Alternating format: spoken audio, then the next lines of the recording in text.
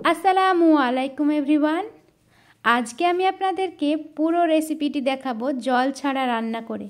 জল ছাড়া চিকেন কষা করব, কিন্তু জিভের মধ্যে আমাদের কিন্তু ভরপুর জল আসবে, এই কথা কিন্তু আমি আপনাদেরকে দিতে পারি। এতদিন তো অনেক রেসিপি দেখেছেন আর খেয়েছেন, চিকেন মহারানী, এটা ওটা অনেক কিছু। তবে বাড়িতে থাকা হলুদ, লঙ্কা, আদা, রসুন, রেগুলার মশলা দিয়ে আমি আপনাদেরকে বানিয়ে দেখাবো চিকেন মহারাজা। কি দেখে মনে হচ্ছে না মহারাজার খাবার? এই জন্য আমি কিন্তু নাম দিয়ে ফেলেছি চিকেন মহারাজা। রেসিপিটি শেষ পর্যন্ত দেখতে থাকুন।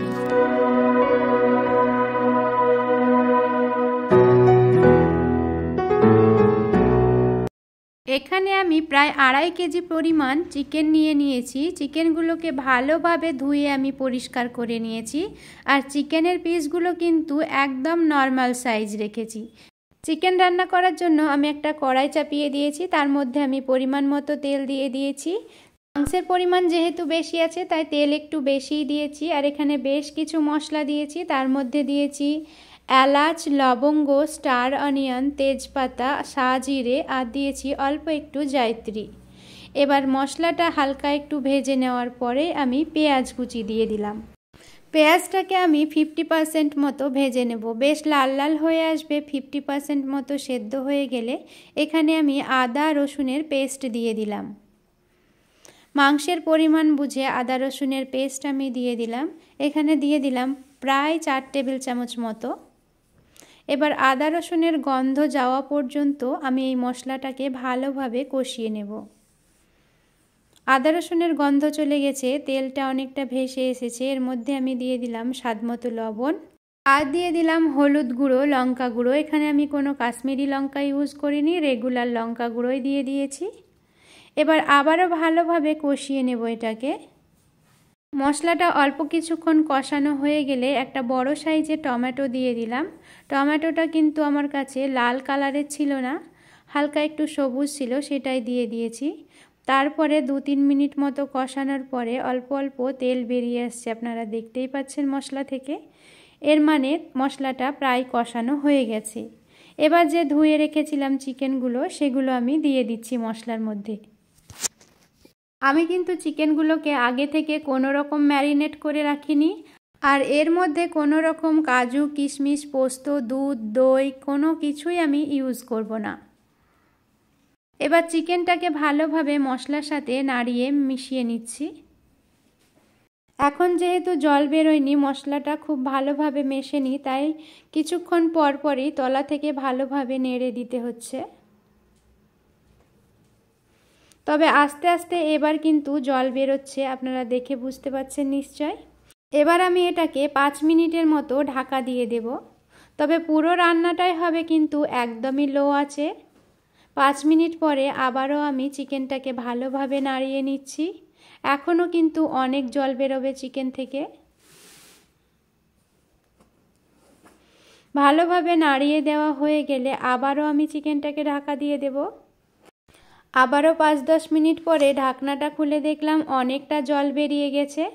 এবার তলা থেকে আবারও ভালোভাবে নাড়িয়ে দেব। আর বারবার আমি একটা কথা বলছি, এখানে পুরো রান্নাটাই কিন্তু মিডিয়াম থেকে লো আঁচে হবে। আবারও চিকেনটাকে ঢাকা দিয়ে দেব। 5-7 মিনিট পর ঢাকা খুলে দেখলাম প্রায় অনেকটা জল বেরিয়ে এসেছে। চিকেনটা 50% মতো সেদ্ধও হয়ে এসেছে।